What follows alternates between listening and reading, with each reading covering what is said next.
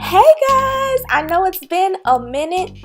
I appreciate you guys sticking with me and for all the support from my ride or dies. You guys are the real MVPs, okay? And for the new people that are just joining today, hey! If you want to get to know me a little bit better, go ahead and hit that subscribe button and like this video. Today, I just want to show you how to take your updo, the poof, or the pineapple to the next level. So here we go.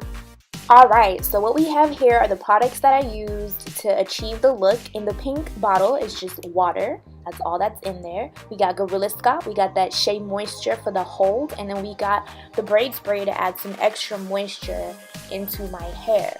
Alright, don't mind the faces that I make, okay?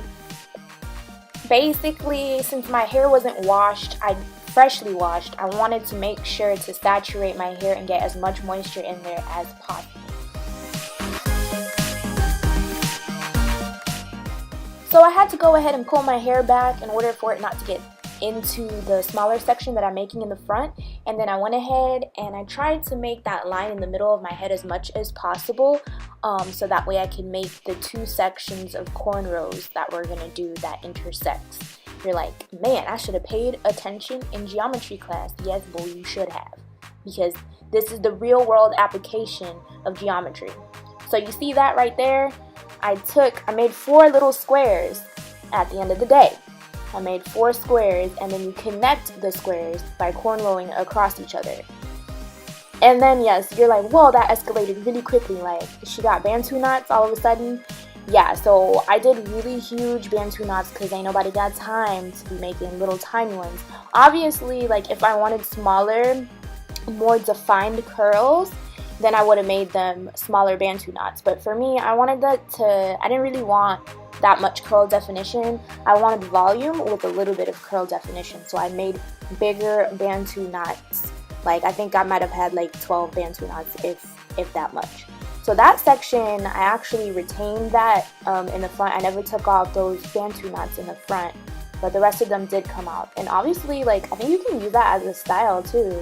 Like, if you're bold enough, and you could definitely rock that, but not me. Not me. My head is like the size of a planet, and I just don't know. My mom tried it though when I was a kid, but no. Rounds of applause, about to lay them edges. Everybody lay them edges. Hey, anyways. So my favorite part of every look that I do is laying and slaying my edges. So here's what it looks like before I put on the handy dandy scarf, and then I went to bed. And that's me the next morning, taking out the bantu knot, going against the twist, and I'm not the delicate, like, put oil on your fingers before you unravel it, twist it the same direction or opposite direction to retain. Bruh, just untwist the thing, untwist it.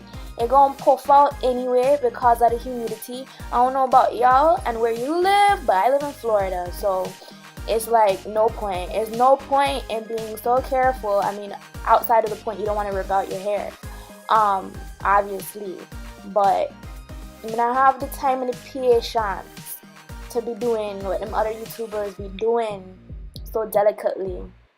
And anyway, so I took a scrunchie, one of those big headband ones, and I double wrapped it, and I was like, girl, it's not working for you, girl. So I had to change it, and I ended up using a shoelacing.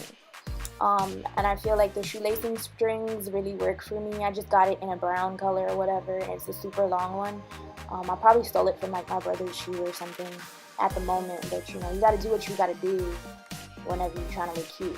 So as you can see, the 2 little bantu knots in the front, I kept those still, those edges. Those edges though, if I do say so myself. But you can see, like, I wrapped it a couple of times, and then I'm using the bantu knots to help me to keep the string in place. And then I just tucked the ends of the shoelacings where it extended to in the back, and I just hid it in my hair and then fluffed and puffed, and boom, I turned the poof, the pineapple, into a spicy, flavorful, like refreshed look for myself instead of doing the same old, same old. So anyways, I hope this inspires you to change up your poof and your puff and embrace your natural hair, because I like to wear me some weave, but you know, when you gotta let your hair relax and get them deep conditions in between, you still gotta slay, you know what I'm saying? Whenever you look good, whenever you feel like you look good, you act a certain way, you're more confident. So cheers to being more confident and to being inspired to do the most that you can do with your own beautiful natural hair. Bye guys, till next time.